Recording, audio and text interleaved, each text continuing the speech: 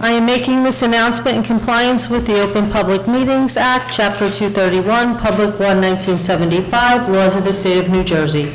The Borough Clerk has prepared a schedule of the meetings of the governing body of the Borough of Kenilworth for the year 2025. The Borough Clerk has posted a true copy of the schedule on the bulletin board located at the front entrance of Borough Hall, and has mailed true copies of this schedule to the local source in the Star Ledger, and is maintaining a copy of this schedule in her office during the year 2025. Accordingly, the notice requirements of the Open Public Meetings Act have been satisfied in regard to this meeting. Please stand for the salute to the flag.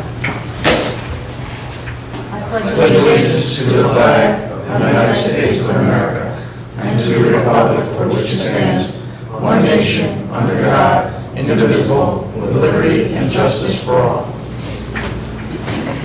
Roll call. Mayor Karlovic. Here. Councilman Boyle. Here.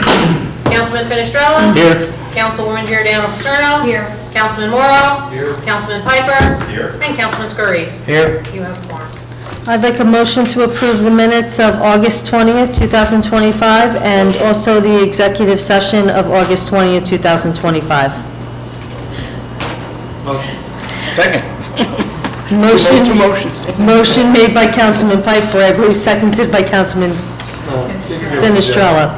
Roll call. Councilman Boyle. Yes. Councilman Finestrella. Yes. Councilman Giordano Paserno. Yes. Councilman Morrow. Yes. Councilman Piper. Yes. And Councilman Scurries. Yes. Motion passes. Good evening, everyone. I've received a lovely letter from a resident that I'd like to share regarding our police department. To dear Mayor Karlovic, in June of 2025, our daughter attended the Kenilworth Police Department Youth Police Academy that was operated and coordinated by members of the Kenilworth Police Department. This is the second time that she attended this program, and we would like to inform you that the officers with the Kenilworth Police Department did an excellent job, again, in the planning, organizing, and implementing the entire week-long training. This is such a unique and beneficial way for the Kenilworth Police Department to interact with teenage group in the borough and to provide them a different perspective. The program was enhanced from last year's program with different experiences throughout the week. It is our understanding that the following individuals put in a great deal of effort and should be acknowledged for hosting such a great week of training. Chief of Police Paul Campanelli, Detective Sergeant Brian Picton, Detective Brett Byron, Detective Leo Felipe, Patrolman Ray Fascino, Patrolman Anthony Scarice, Sergeant Joseph Scorzo, and Patrolman Robert Ruger, along with all the members of the Kenilworth Police Department that had to offer support of this program for leading up to and during the week while maintaining their daily assignments and operations for the department. Thank you, Mayor Karlovic, for supporting this program. Thank you to the members of the Kenilworth Police Department and their efforts. Great job, Chief. Thank you very much. I know when Angelina did the police academy, she loved it. It's such a great, unique opportunity that the kids in the borough get to enjoy, and as always, the department does an outstanding job, so I just want to say thanks. You're welcome, thank you. It's our privilege. Thank you. Finance report. Councilman Morrow. No report. Take it as good. We need to give in more work. Wait a second. Okay, Department of Public Works, Councilman Boyle. The DPW gate has been closed temporarily. The DPW has had two separate incidents where residents dropped off hazardous waste without permission. Kenilworth in general does not accept hazardous waste. Union County does. Residents can access the yard by calling the DPW main line. Residents who have their regular trash pickups on Tuesdays and Fridays on the west end of town are scheduled for our next bulk pickup on Friday, October 10th. Residents in that garbage zone may put out 5 bulk items for pickup plus scrap metal. The staff activity during August of 2025, the department incurred the following time off: 168 short-term disability hours, 56 sick hours, 286 vacation hours, 16 personal hours, and 32 hours of no pay time off. During August, the department incurred 250 hours of overtime, and the recurring bills for August have not yet been received. That's all I have. Thank you. Well, the first thing you were talking about was the Friday drop-off, that's what's canceled? No, it's not canceled, it's just that residents are sneaking in and dropping these things off, and During the week. it's an incurred cost in the borough that we never foresee because we're not allowed to take hazardous waste. I'm just fortunate that Union County is willing to help us out, so we're doing this to kind of make sure that this doesn't happen, and that whoever's bringing in, everyone is still welcome in the yard. We ask them to call before they come in, so we can go. So random Friday, I come with a TV set, because Friday's a drop-off morning, right? Yeah, So I call before I get there, like that's what we want? on Fridays, everything's run out of the recycling center, which we built last year. That entrance gate will always be open. It's just that if someone wants to come in Monday through Thursday, Oh, okay. it's for that reason. Because in one incident, they did it during lunchtime, and one of my guys asked him not to drop it off, to go in the office, and he just snuck around our shed and dropped it off as per the statement of my employees, so. All right, so the yard sign stays up, Friday's Yeah. drop-off time. Yeah. It's the Monday through Thursday call ahead. Okay, sounds good. And what about those certain Saturdays? There's certain That'll drop-offs? still be open, it's the second Saturday of every month. People can still drop off, because it's the same thing, recycling center. They enter in off of 14th Street, across from the OEM building. Okay, good. Department of Public Safety, Councilman Fenestrella. Thank you, Mayor. You're welcome. For the month of August, the Kenilworth Police Department responded to 1,268 calls for service and 226 911 calls. There were 375 hours of overtime for the month. OT breakdown is as follows: 129 hours scheduled patrol time overtime, 94 and a half hours of dispatch overtime, 8 hours DB call-in, 16 hours of DB investigation, 9.5 hours SWAT call-out, 2 hours patrol investigation, 8 hours arrive program, 3 hours municipal court, 105 hours of carnival detail. Kenilworth Police Department completed 60 hours of training, issued 348 traffic summonses, and had 8 arrests for the month. There were 0 sick days used and 0 sick occurrences. There were 0 on-the-job injuries. Kenilworth Police Department received 229 flock hot list alerts from the stationary cameras, and the cameras continue to provide an excellent service protecting the borough. Message from the Chief Campanelli. On August 5th, Kenilworth had its National Night Out at Kenilworth Police Department. Public came out in full force. We displayed several of our police and military vehicles to the public for children to inspect, and provided other Union County resources for information on county programs. On August 11th through 16th, Kenilworth Police Department assisted with providing security at the Firemen's Carnival. No significant incidents to report. August 14th, Kenilworth Police Department responded with several offers to the Rec Department day camp at Harding School for a water balloon fight. The children put up a valiant effort, and I want to call it was a draw. Only took it the worst. Yeah, right in the eye. Where was I? Kenilworth Police Department is out conducting various traffic enforcement details throughout the borough. Residents are asked to park legally in legal parking spots. Officers are out enforcing parking. Please get in touch with Kenilworth Police Department to report a complaint or nuisance. We can't help if we don't know about it. September 11th ceremony will be held at Borough Hall at 6 p.m. All are welcome. And lastly, school will be opening September 8th. So if everyone could be mindful of the times and the dates school is in session, to make sure that, they drive carefully, because there are children out there that may stray, and there's always parents there to watch, but things do happen. So that's all I have, Mayor. Thank you, Councilman. Planning and Zoning, Councilman Scarice. Thank you, Mayor. No reports are ready, I'll have them for next meeting. 2 people, but no reports. Recreation and Fire, Councilman Piper. Thank you, Mayor. The monthly report for the fire department in August, During the month of August, the fire department responded to 41 calls. During these incidents, the fire department traveled 91 miles and utilized 145 man-hours.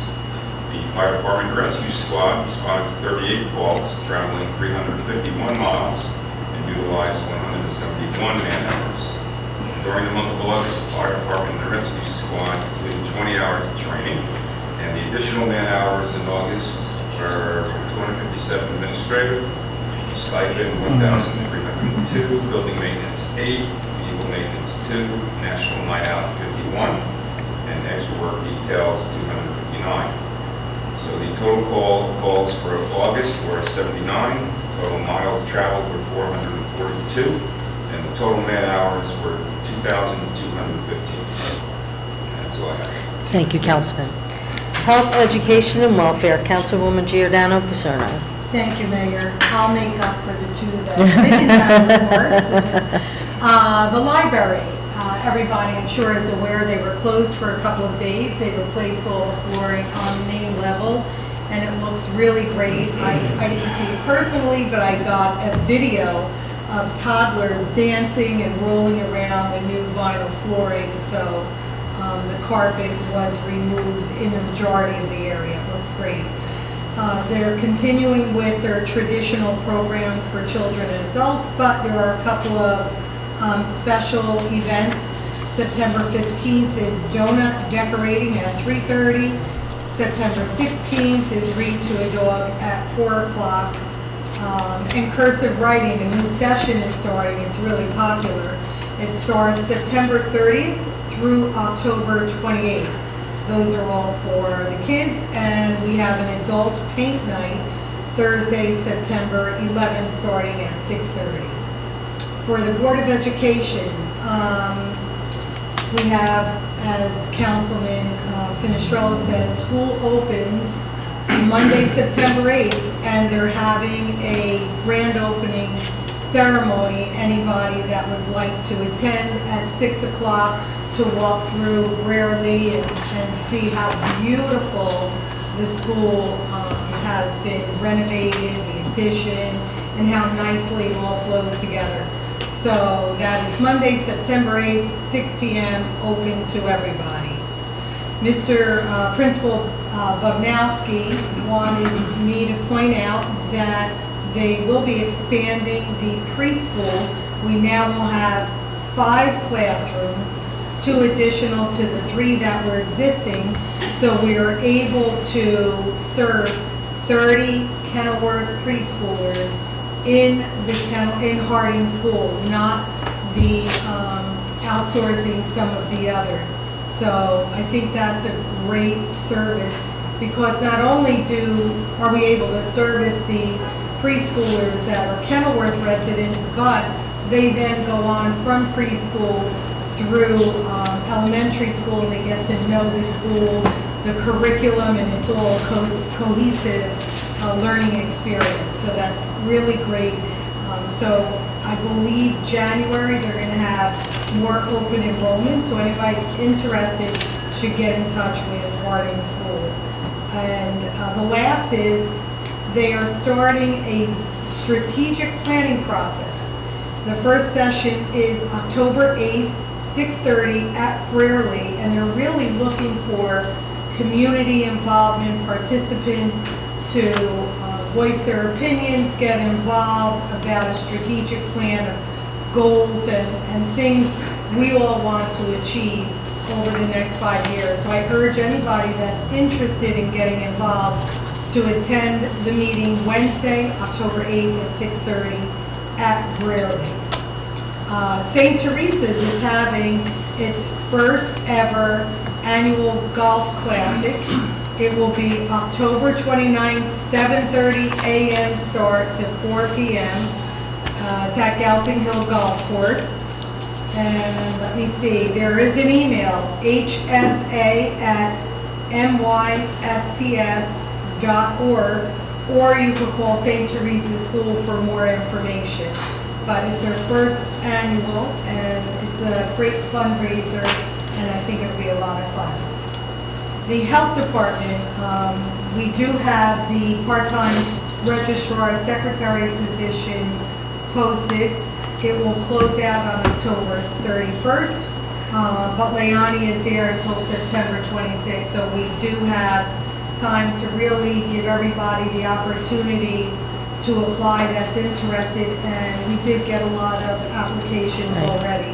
So I urge whoever is interested to go on the website and get more of the information on the borough website. The seniors, we have the property tax relief anchor and state New Jersey form. It's all in one now. It's on the borough website. The deadline is October 31st to file. You could either file online or print it and do it with paper. If you need any help, just, I'm sure, give our borough administrator a call. But it really is very easy to do, so I urge everybody, there's still a lot of time. Like I said, the deadline is October 31st. They have two really good lunch and learns. September 9th is consumer fraud, and September 30th is planning for life's what ifs. So I thought those would be great, 11:30 to 1, and they serve lunch during that time. And then two special activities is September 11th, autumn wreath making, and September 15th is an origami workshop. So there's a lot going on in town for the month of September. I urge everybody to get involved. And that's all I have. Thank you, Councilwoman. Borough Engineer. Thank you, Mayor. First, I have just a couple of updates on some of the projects. The road program for this year is actually being advertised this year. That's basically going to be the remainder of Monroe. I think we stopped at like 16th Street or 17th Street, and it's going to continue to the end. The walking path, I believe last meeting we made a recommendation for an award to do the walking path around DeMario Park. The borough parking lots, we're looking to advertise those in the next 2 weeks, which would include the lot across the street, the main borough parking lot, alongside of the health department, the police lot, and the detective bureau lot. We would probably just bid them as alternates, so we don't know if we have enough money to do all of them, but we could bid a base and then do alternates, probably do the borough parking lot as the base bid and everything else as an alternate. The Wilshire Drainage Project is like about 98% complete. There's a few little items they still have to come back and finish, but it's essentially completed. They'll come back in the next week or so and finish it up. And then lastly, I just want to talk about, the flooding issues we know going on in town. I know everybody's getting complaints. We probably get a call once a day, at least once a day, from a resident complaining about the drainage and the flooding and everything. And, listen, it's a result of, we had a bunch of heavy rains. Obviously, there's been a lot of issues in town. And it's kind of broken into kind of two categories, right? There's the storm sewers, and then there's the streams. So we have been looking at the storm sewers for a while. We know there's a couple of areas that we can do something. We're right now putting together a list, and we'll come back with a recommendation on what we think could be done. There's a few spots where we know there's a couple of pipe restrictions, and those are easy to fix, right? Those are easy fixes. There's also a couple of spots in town, mainly over by like Coolidge, Roosevelt, where there's catch basins that aren't connected to anything. They're just like dry wells, right? So you have catch basins, they're not connected, they don't have a discharge, they just go basically into a pit. And they're kind of useless. I mean, anything more than an inch of rain, they're going to fill up immediately and spill over. So we're also looking at a few of those spots and see if there's a way to connect those into the storm sewer system, which will make them function a lot better. Because again, I know a couple of people called and said, our street was flooded, and then when we looked on the map, we realized that those streets were where they just had these kind of seepage pits, these catch basins that weren't connected. So we know they're going to be a problem, and we think there's a few spots where we could tie them in. A couple of spots are going to be a little more challenging. It just depends on what's the closest storm sewer we could connect to.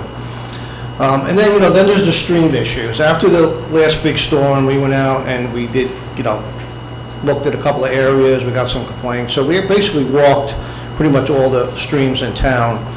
And, you know, there's kind of two problems there. There's, obviously, a lot of these streams have gotten a lot of sediment over the years. Sediment's built up, vegetation, which, you know, does cause a little bit of a problem. But the bigger problem, you know, and probably like, you know, 80% of the problem is all the obstructions that have been built over the years along these streams. I mean, there's footbridges, there's sheds built right up to the side of the stream, there's decks, there's swimming pools, there's fences. And, you know, these are really probably the biggest problem along these stream corridors, not so much the sediment. You know, there's, again, as mentioned before, like, there's limitations of what we could do based on DEP requirements, right? We just can't go in and start dredging streams and making them wider. DEP will allow streams to be cleaned. That's something that can be done. We can take the sediment out, we can take the obstructions, take the vegetation out. But again, I think the bigger problem is the obstruction. So, you know, cleaning the streams would help somewhat, but I think it's kind of throwing money away unless you get all the obstructions removed at the same time. Because just cleaning the streams is going to have a very minimal impact. If you clean the streams and remove the obstructions, it'd be a much more significant improvement. And you'll actually probably would physically see, you know, improvement with some of these larger storms. You clean the streams out, it might help in a few spots. It's not going to really have a significant impact. So, you know, I think it's a more of a global problem. You know, everybody wants the streams cleaned. They say, oh, there's a lot of sediment, but again, I think that's a smaller part of the problem. I think there would have to be, I believe there'd have to be a commitment to remove the obstructions or significant obstructions, which are really causing the majority of the problem. So, Tony, when you were out looking, and if you see or saw something, would it be appropriate to point it out to that homeowner, either something formal, so it's documented what you said, because maybe they're not aware, and if they can, maybe they can move whatever, because they're probably some of the houses that are getting flooded, so if they realize how they can also help themselves. well, On that vein, before you answer that one, thank you, I think that's a great idea, right? The friendly letter, right, you Yep. have an obstruction here. I would be curious, was this permitted work? Did we issue a permit on something that maybe we shouldn't have? And if it's non-permitted work, did it predate the need for a permit to, you know, if you put a fence up in 1980, was that okay, but now it's not?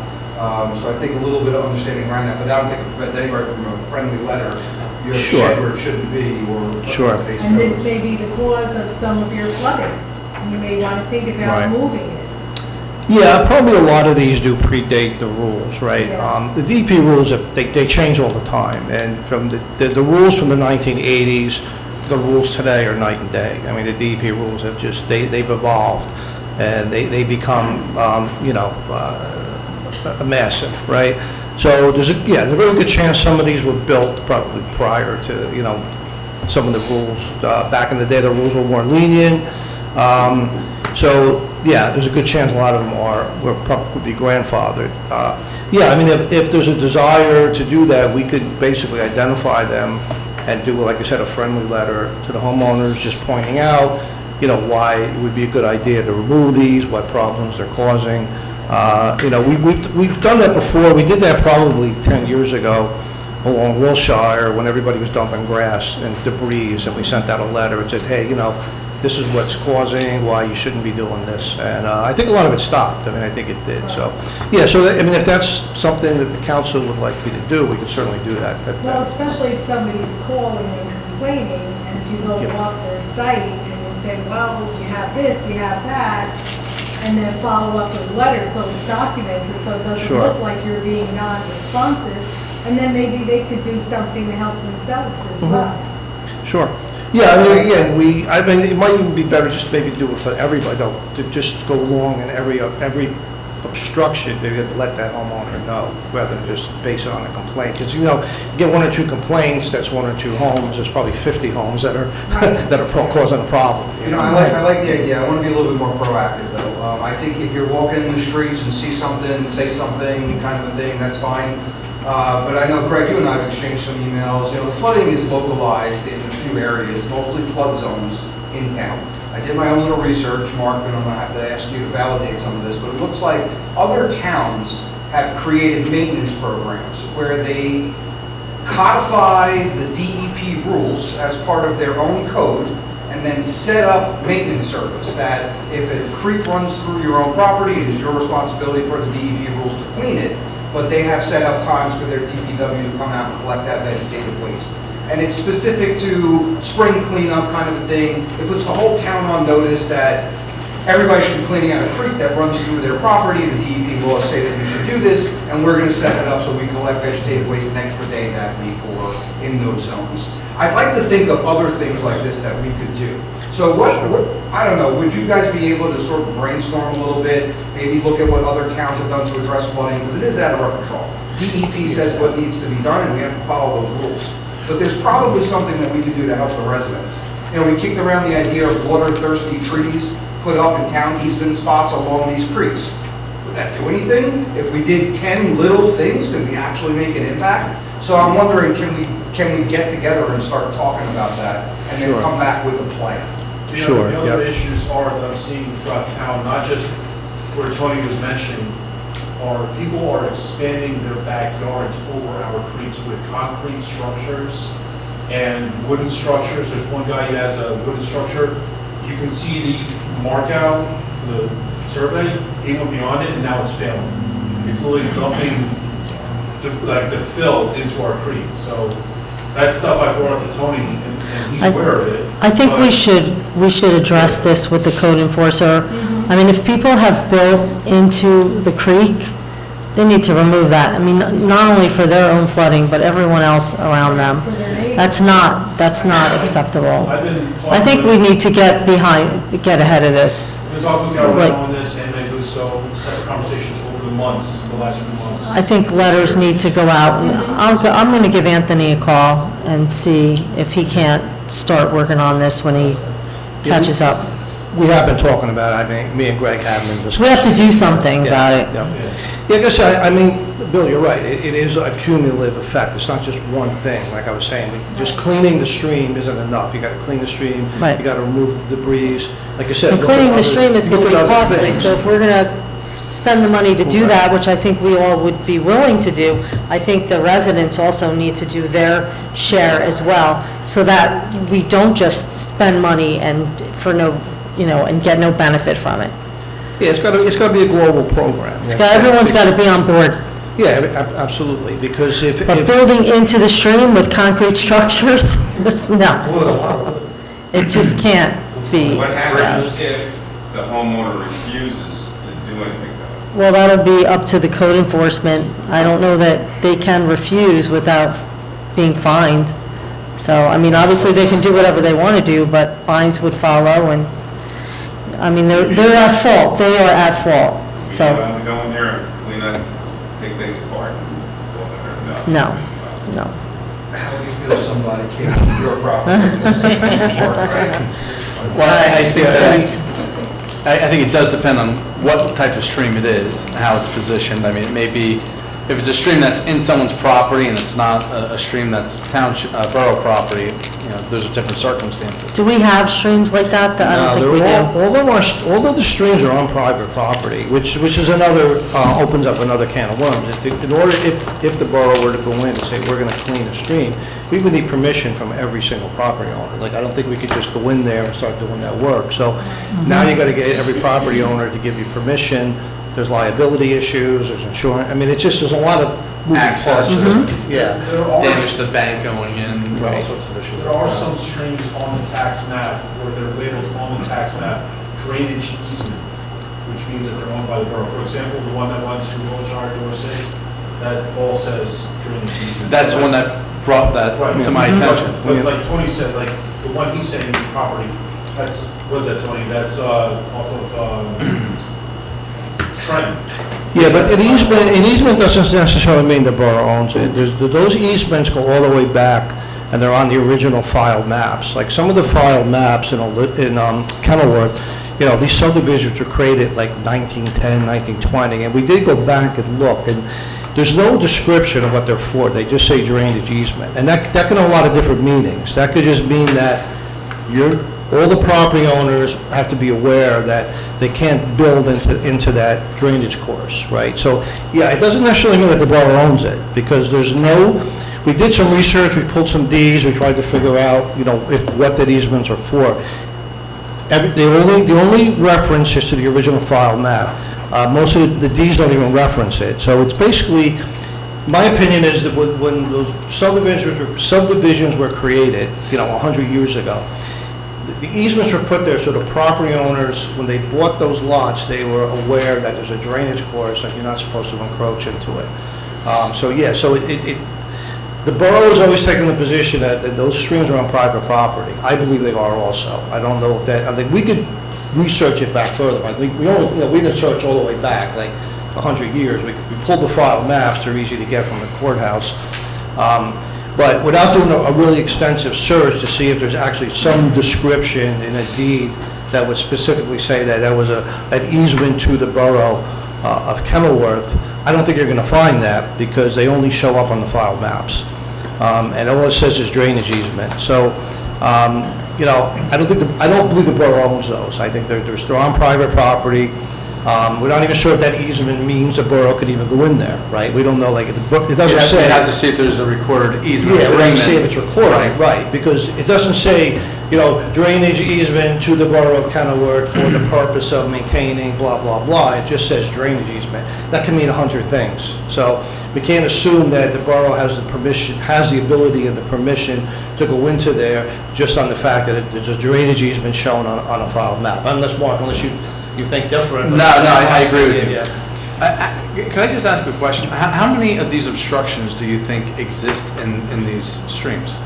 50, probably 50 or so. I mean, there's a lot of them. Yeah. Because it would seem to me, and I don't want to create extra work, right? But by reviewing aerial or satellite photographs, we could determine when the obstruction wasn't there and make a determination. Sure. It's particularly relevant if it's something that didn't exist 5 years ago when we know we had permitting. And then if someone put something up during that interim period of time, then we could take action with respect to forcing them to take it down. Yeah, we could, right, the aerial photographs. I think a lot of them have been there for a while, a lot of these fences. I mean, every single property has a fence or a shed or something, so it's almost like every property has something. I mean, there's probably no... I thought you meant like bridges and stuff. No, I'm talking just even a fence. DEP even regulates how you're supposed to build a fence on a flood zone. It has to be a certain amount of openings, it can't be so close to the stream. Like it's clearly defined in their regulations. And we also have our own floodplain management regulation, which we're required to have by DEP regulation. So like Bill said, we already have our floodplain ordinance in place that we can enforce also. We don't have to go to DEP for enforcement. We can enforce that ourselves. And we're actually required to have that by DEP rules. Question is, right, when did they build it? If it predates the ordinance, then they're going to say, well, we're grandfathered. But again, I think there's just a responsibility of the residents to step up, and even though they're not required to remove it, or maybe they're not in violation, if they want flooding to stop, then everybody, I think, has to do their part, whether they're in violation or not. I mean, some people are probably in violation, some people may not be. I mean, they may have a shed that's been there for 50 years, right? The DEP regulations, I don't think, they only came into play like 19... Well, I think it's just a question of if they want to help the flooding, they have to get on board. Yeah, it's everybody has a responsibility. Doing what they can, here. correct. Absolutely. Correct. So, Okay. All right, okay, go ahead, Tony, continue. Good, continue. Finish? Oh, yeah. Okay, I didn't mean to cut you off. Yeah, no problem.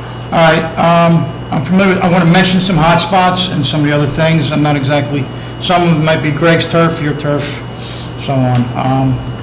I visually saw down at, talking about that waterway, basically starts from Braley Field, which used to be a lake, and runs underground most of the way, comes out, maybe is exposed by where Flexivan was, goes underground a little bit on 6th Street, Okay. then comes out on the surface again, and then goes basically between Brasser and, was that Pembroke? Or no, Sherwood? Yeah, Brasser. And then comes through- Brasser and, Yeah, it runs along the way Yeah. out to basically No Mohegan. There definitely is obstruction, just natural stuff, woods and stuff, and it's very deep, no resident can get in there. it would be a hazardous thing for anyone to try to do it themselves, so, Someone did put concrete in a pipe over there. yeah, that, well, Yeah, that, so, I'm glad you brought that up. We looked at that, I think Tony was on site, my phone and Dave and I were on site. It was an actual drainage concrete pipe, reinforced concrete pipe, that a contractor sealed off with concrete. It wasn't done by a resident, it wasn't done Okay. legally. Someone paid a contractor, or it could have been a DPW worker, we don't have any records of it, of who did it. But someone's basically, very professionally sealed off that pipe. And that's what that was. so And we don't know who it was. No, we don't know who it was, we don't have any records of it. But somebody went in there and did that. So we went in there and just sealed it off and did a very nice job of doing it. Very smooth, very straight. And the purpose is maybe to prevent water flowing towards their residence? I mean, why would they? We don't know why it was done. No, So now that We it's don't know where fixed, that pipe goes because I can't camera it to find out where it goes. okay. 'Cause it's sealed off. Bringing that up, Tony, some people think that what we did by Will Sherr is going to make things worse. Maybe, I was under the assumption it would help things. Maybe. It's gonna, again, this Can isn't, help. I talked to the contractor. yes, He explained everything to me. it's not a cure-all. I mean, we know that that's not gonna solve all the drainage problems over there. It's gonna help with some of the smaller storms. Did they put those flaps in that they were supposed to put in? Yeah, that was one of the items they had on back order, they have to put it in this week. But yeah, so what happens, the problem with that particular area is the stream is higher than the intersection of Brasser and Wilshire. It's actually, if you stand in the intersection, the top of the stream is up higher. So when the stream overflows, it just flows right down to the intersection, and it floods the intersection. Well, it's not even just overflowing, the pipes are surcharging. So the discharge pipe in the stream, when the stream rises, the catch basin's lower than the bank of the stream, so the water is surcharging. So the idea is that the only one, but the good part is the stream rises and goes down very quickly. It rises quickly, it goes down quickly. So the idea is when the stream rises, we have a flap gate, we'll close, prevent the water from back discharging or surcharging into the intersection. We have a storage pipe that'll temporarily store it. When the stream resides, the gate's open, everything drains out. Again, it's not a cure-all. If the stream overtops, then nothing's Right. going to solve that. That's just, Nothing. that's game Yeah. over, right? So, there's no cure. There's no cure-all to these flooding problems. There's things we can do to improve it, but, you know, short of, again, I mentioned before, short of the Corps of Engineers implementing the Rollway Basin flood control project, that Right. would solve problems. Well, it's too bad the federal government cut our funds. Yeah, so, yeah, exactly. They never funded it. Yep. I think that's been around, what, like 10 Well, years? once funded, and then funds were pulled. Yeah, it's, that's been around for like at least 10 Long years, I time, can remember. since Yeah, I've been around for a involved. while. So it's back on ice, you're saying? Well, yeah, I mean, and again, I've told people, look, you know, contact your representatives, you know, your congresspeople, and see if they tell you, you want this funded, you know, because that's really what would solve these problems. Oh, it'll totally solve. It's a great solution. Yeah, so. Tony, in that same area, I think it's the county's problem. Who do we contact, or who could they contact, to maybe they can give a heads up to the residents when they decide to like spray for mosquitoes? Because the residents seem to be getting caught off guard, and they're probably not good stuff to breathe. Is that along the stream or just along the county property or along? Yeah, I'd say the back of Dorset, probably those Yeah. affected the most. They're spraying back there, which I'm sure desperately needs. But a lot of times they're just sitting there and all of a sudden they don't realize it till it's already coming in their Yeah, it's house. awful. Right, right. I So- mean, the county has a mosquito control commission. Don't they have to send a letter or something to Yeah, people the know? residents are claiming they're not getting a heads up, so, is that, how do we redeem it? Can we contact the county, or we have a number we could give residents? Yeah, I mean, we could- But they gotta do it, we don't know when they're gonna do it. Right, right, yeah, they usually don't, they usually just come out and do it, but we could contact them, I know it's, you know. Yeah, okay. Let me see. So you were saying that the residents are responsible for the brooks and all those Yeah, things? they're on, again, they're not on borough property, they're on private property, so, you know, when something's on your own property, it's your maintenance, not the borough's maintenance. That's one of the questions I was going to ask too. When we were looking into the whole Trenton Ave and by Cranford Ave, some families, some houses have fences before the brook, and then most of them have it after the brook, so it's on all of our property? Yeah, I mean, if your property's in a flood zone and it's on, you know, your fence has to meet a certain specification, right? Again, solid fences aren't permitted. They have to have a certain amount of openings. I forget what the number is, but it has to be an open fence where water can flow through it. So if you have like a vinyl fence or a board-on-board fence or a chain link fence with the slats in it, it's not gonna, it doesn't meet DEP rules. Yeah, and that causes obstructions, you know, when you have them, especially when you have them right up to the bank. It's just, it's like causing a dam. It's like creating a dam along the stream. I just didn't know if all the homeowners on Trenton it was actually their property. Yeah, it is. The only, the short piece of ditch between Michigan and Bloomingdale, that, with the DOT. Right, Yeah, right. the DOT, actually, there is an easement that we found out DOT owns. We did research that. So DOT has taken responsibility of it.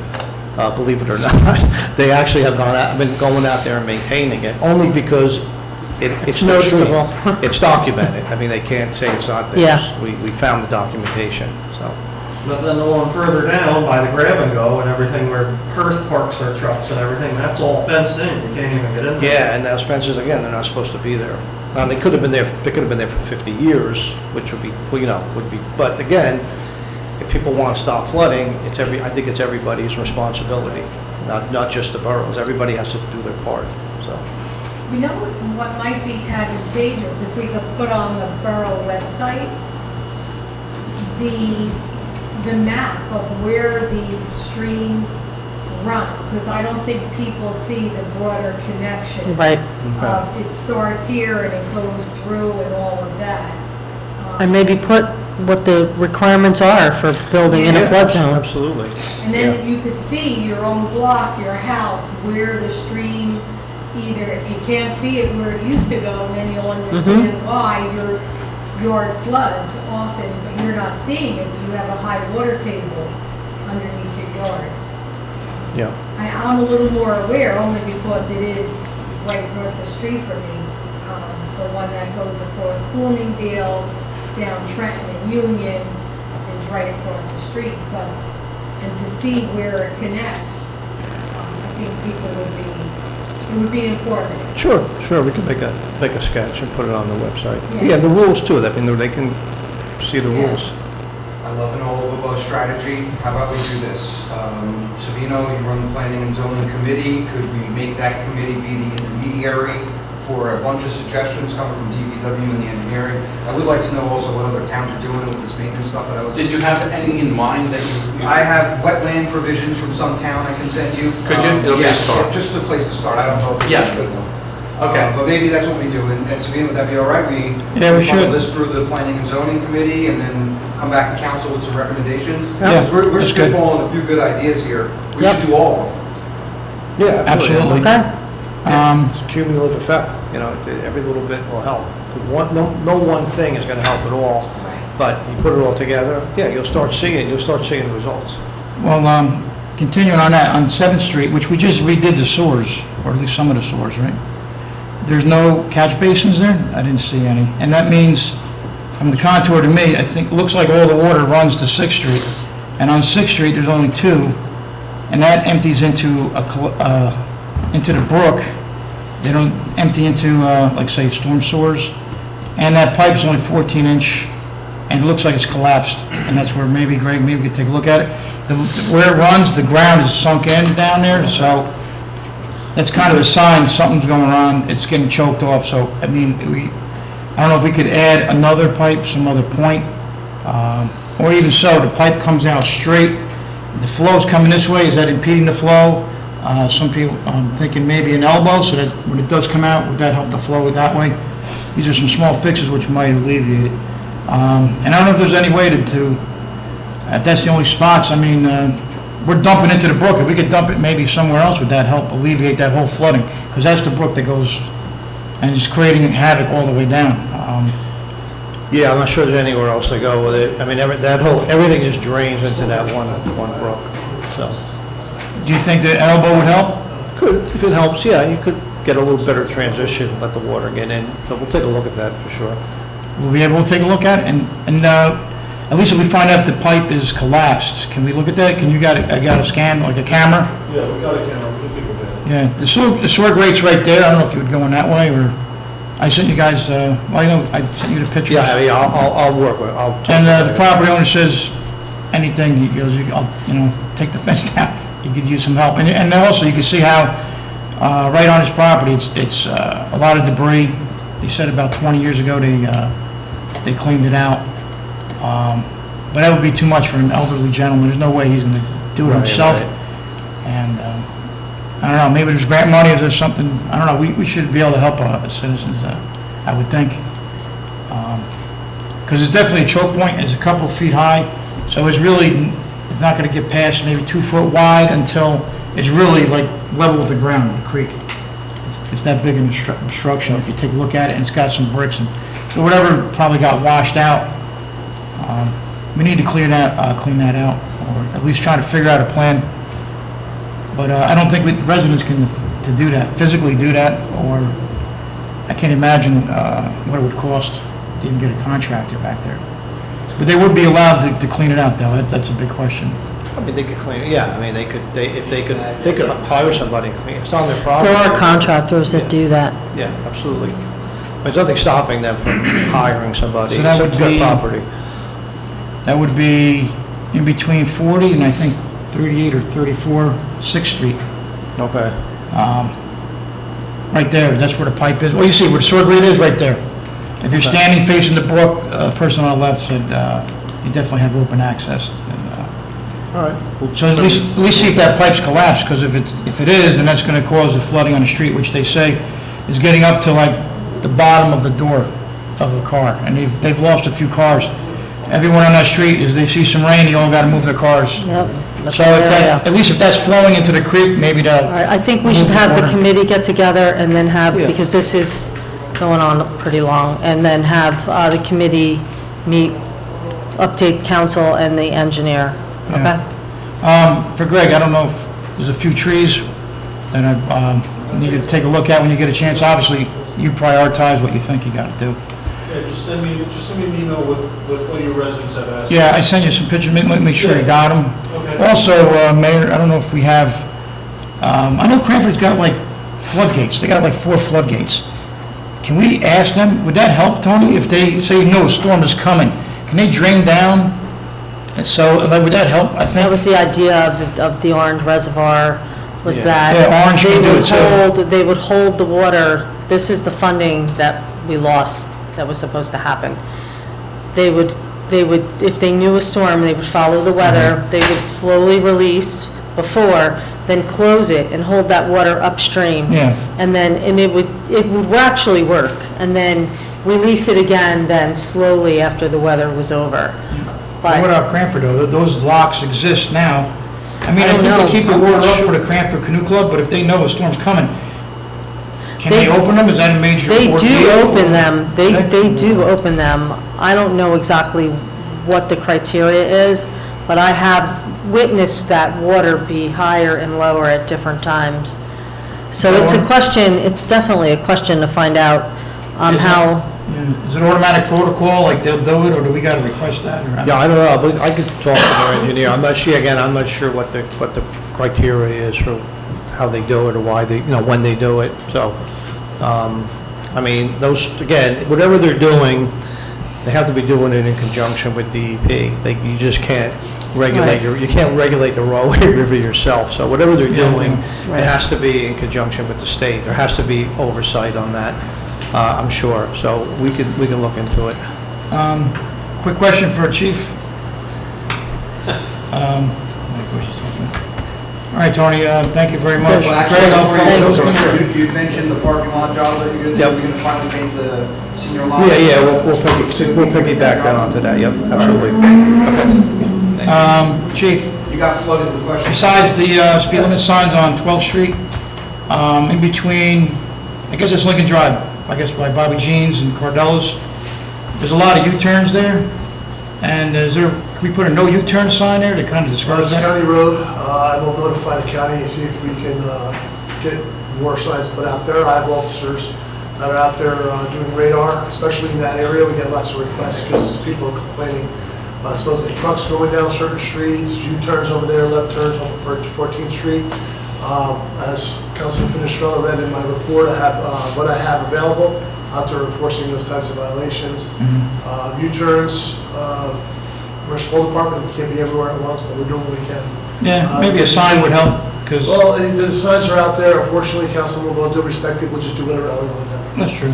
But So, there's no signage now. like I said, I know some of the signs have been worn down, and they might need to be replaced, but that's not a problem. I can reach out, I'm sure, because it's a boulevard, it's county roadway, I will reach out and make sure we have the signage upgraded to where it's more visible. Yeah, because they're pulling all the way in, and they're pulling all the way in people's driveways. Is it over by Bobby Jeans' house? Yeah, that, Cordella, it's actually, Yes. Cones in front of Yes. yeah, they put cones there, but some people go in there and you say. Yes, I mean, it is what it is. When they come in, if they're pulling in off the boulevard at the Lincoln Place and they go into that little area, Yeah, and that's what they do. I mean, I can't would have, that be a legal U-turn if they? that's not a legal U-turn over there, No. because it's not a Okay. major roadway where it's crossing double lines. They can actually make that turn there Okay. if traffic permits. If it's on the boulevard and they're doing it on the boulevard, that's when we can cite them. Okay. Yeah, I think U-turns are in Lincoln, using the people's driveways. Since they can't make the left on 14th Street, they make the right, then they make the first left. Yes, it's been an ongoing Anytime problem now. for many years. The fact is, when we did put that no left turn there from 7 to 7, Mm-hmm. it did eliminate many, almost, I hate to say this, almost all of the major accidents that we had there for people Mm-hmm. trying to make the left-hand turn. But unfortunately, it's cause and effect. Yeah, You have moved it. that. So people who are trying to make that left turn, if they see a police officer there, they're not gonna do it. But if they don't, they're gonna make that left turn there, or they're gonna go, and like you said, in Lincoln Place, Yeah. and try to use some of their driveways. We do what we can to try to enforce it, and that's, like I said, I have details that are out there. Last month, we wrote a lot of summonses. It was probably the most summonses we've wrote in a while, and that's because of those details. So I got my guys out there doing that. Any ETA on the sign that we have going eastbound on the The westbound? radar thing. Yeah. Okay, once the CFO says I'm able to spend some money, Next meeting. ladies and gentlemen, so next meeting we'll go ahead and. Because I live on Epping, and I walk the dog, and after they're at the light at 8th Street and heading toward Yes, Cranford, I it's have it set like up, zoom. or we're looking to put it around, I want to say 10th Street, further up, so when they see it, they will slow down. If, being where you're at, if anybody has been traveling the boulevard coming from the west end, you'll see people see that, it lights up, you know, slow down, and people do slow down. I sit there with unmarked vehicles, I watch it myself. Personally, I live in Kenilworth, I sit there on night shift and watch it myself, just so I can relay this kind of information. That has been a tremendous asset in slowing traffic going eastbound into town. Once we implement the other one, thanks to our CFO giving us the fundage to do that, we will see it slow down going westbound. Cranford has also just put the traffic, you see the traffic signals that they put over by the bridge, the dam over there, allow pedestrian traffic to go. Myself and Chief Ezra were talking about it. We're talking about trying to do something to slow things down over there. So having that there will give at least people that are pedestrians or riding bicyclists opportunity to cross over with having the ability to press the button. And it's something better than nothing. We're trying to do what we can to slow the traffic down in that area. Yeah, I see they have one by Dryer's Farms on Springfield. Yes, Chief of Cranford and I have been discussing. He had a couple of them that he had available. That's why he put one over there. He's been, him and I are really been discussing the traffic on the boulevard. We're having a lot of complaints, obviously, not just us. Cranford has the same issues going down Spruce Way to the boulevard. There's a Springfield Avenue, and also going into Union from 5 Points. It's a major heavy traffic roadway. People use it, it's a cut through to get to and from. You can get anywhere you need to coming through Kenilworth. So we're a very heavy volume traffic roadway. So Chief, Yes. to be clear, you make the right out of North 14th, and then you turn left where Bobby Jeans lives. If nobody's coming this direction, you can't make a... I'm not saying you can't. Oh, I didn't say that. I said. Just that there's residents complaining that people are pulling in their driveway Or to pulling turn in around. driveways. Oh, okay. I understand, I just saw them, they had their driveways paved, I know there's cones out there, I know the people that live there personally. It has happened on occasion prior, when they first did the no left turn there, they were actually using I hate to use his name, but Mr. Jeans' driveway to do a U-turn. That has subsided a lot, I have not seen it, Bobby has not complained to me about it, but I do know when they pull in further, because that area is a very, it's wider, it's in the cul-de-sac almost. You can go left or right, but it's a big bowl, and you can go in there and come back out. There's nothing illegal about that, as long as they're not, driving recklessly as they do. Okay, good. I wanted to say that to the guy that I saw the other day do that. Whereabouts? I don't remember. I don't recall. Like I said, if we see it, we do what we can to enforce it. If anything's considered a traffic hazard, our guys are out to do it. Oh, yeah, cars are coming, obviously. Well, yes, I mean, if you're pulling in there and you're gonna make the U-turn to come back out to the boulevard, I mean, common sense should prevail. I mean, if you got another car coming, but common sense isn't so common as they say. Back towards Van Walker's house. I can't believe they were really pulling through his driveway. Yes, they would literally pull into his driveway and use his driveway to come around. That's just inconsiderate people. That's it. And like I said, those types of people, I don't care how many signs you got out there, they should be able to do it. That's why I'm looking to get an actual traffic bureau, get a couple more officers to put in there to heavily hit the traffic on the west end, dealing with those types of complaints that we've been addressing. So that's one of the things we're looking to do in the near future, hopefully. My CFO will be nice. How's the catalytic converter and car thefts lately? I don't like to talk about, we have not had many of those recently. We've had, the numbers on those are down. And a lot of it has to do with those flock cameras that we have. A lot of the, I don't like jinxing it as I say it, but those flock cameras have been a great asset to the borough. They allow us, they give us an opportunity to know when there's a fox in the hen house, as they say. A lot of these people that come in, they're driving stolen cars, stolen plates, vehicles that they should not be, using.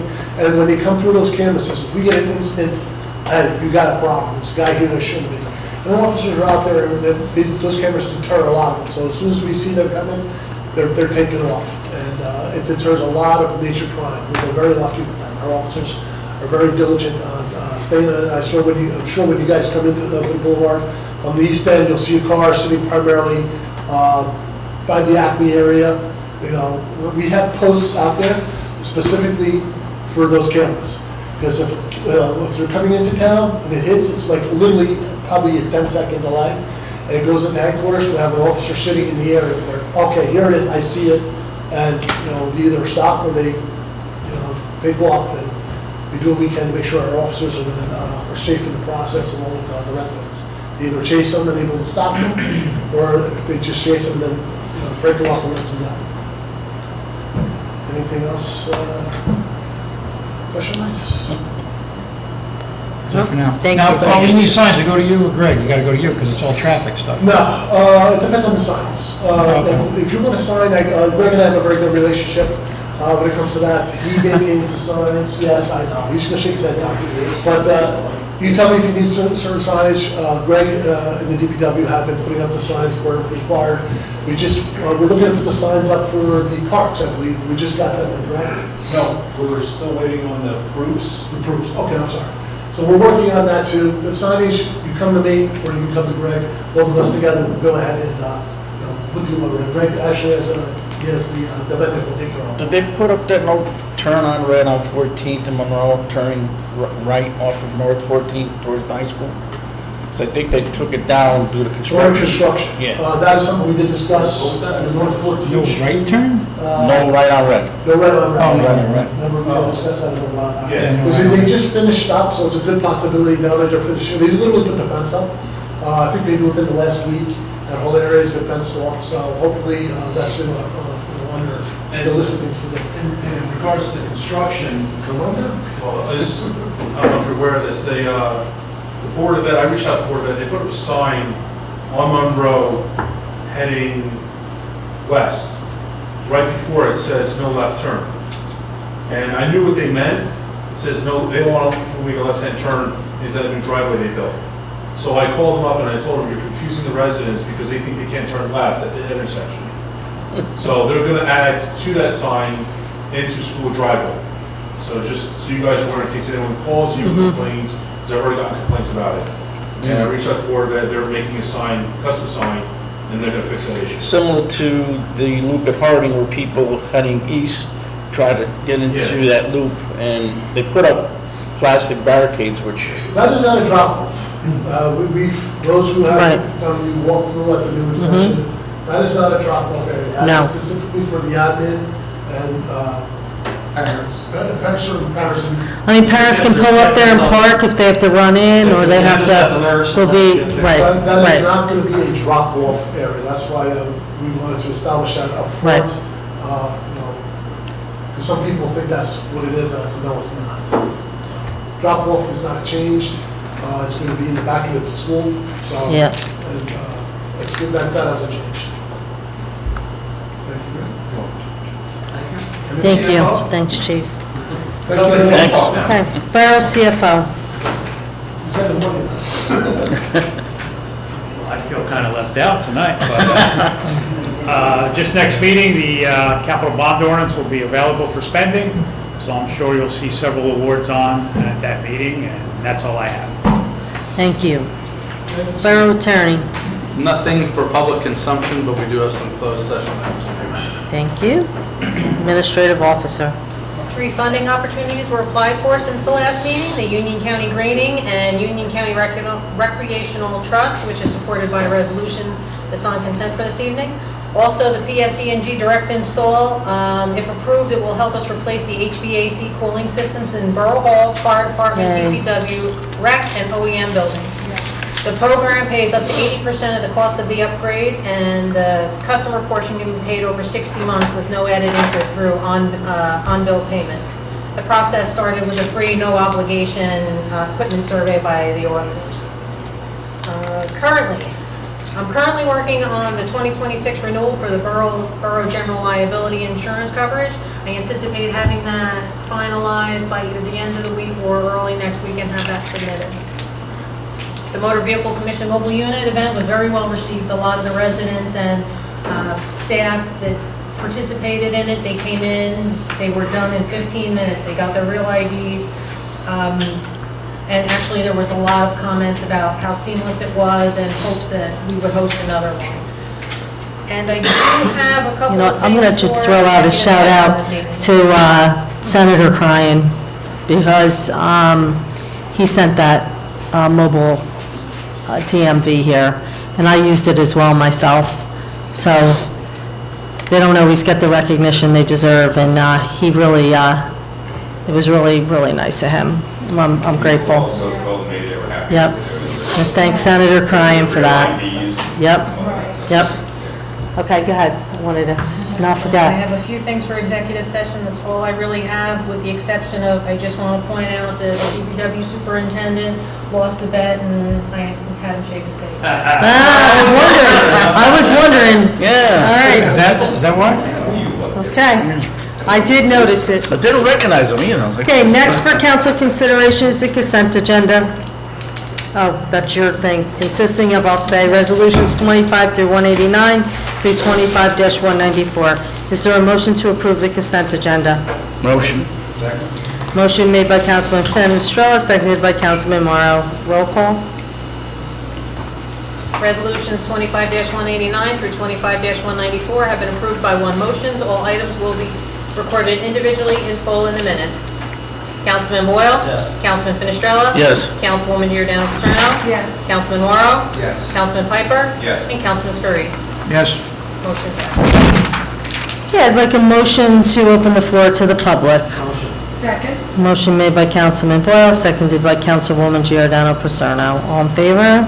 Aye. Does anyone have anything to say for the good and well-being of the Borough of Kenilworth? Please come forward and state your name and address.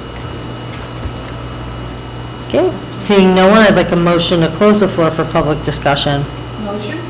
Second. Motion made by Councilwoman Giordano Paterno, seconded by Councilman Piper. All in favor? Aye. Okay. Next, we have need to go into executive session. The purpose of the executive session is to discuss the personnel matters, and the personnel matters will be discussed in executive session. Next, we have need to go into executive session. The purpose of the executive session is to discuss the personnel matters, and the personnel matters will be discussed in executive session. Okay. Next, we have I would like to say that after the closed session, there will be no formal action taken by the council. The council will convene solely to adjourn the meeting. I'd like a motion to enter executive. I think that Councilman Fitzgerald might have some holidays. He doesn't, he checked, he can't find it. Do you mind There's if I, none. say a few words then? I sure Slacking, don't. Joe. Go right ahead. Well, in honor of Councilman Fitzgerald's calendar of events. Oh, you're going to show them up tonight? I'm going to try here. This Friday, not everybody knows, is Lazy Mom's Day. They do a lot for us. Call your mother, give your wife the night off. It happens to also be National Pizza Day. So maybe there's two holidays there aligned for a reason. We also have on next Sunday, the NFL, the Jets will be playing the Steelers, but it's also National Beer Day. So go crack a brew and have one there. This is all before the next meeting, Joe. I'm surprised you didn't have this. On Tuesday, September 9th is National Winter Pencil Day. I don't know how you missed that one, Joe. And right before we meet for the next time on the 17th, on the 15th, is National Felt Hat Day. And I hope everybody can celebrate. Oh, I'm so wearing one. There you go. Mayor, thank you very much. Okay, you're welcome. Okay, I'd like a motion to enter executive session. Motion. Second. Motion made by Councilman Piper, seconded by Councilwoman Giordano Picerno. All in favor? All right. Okay,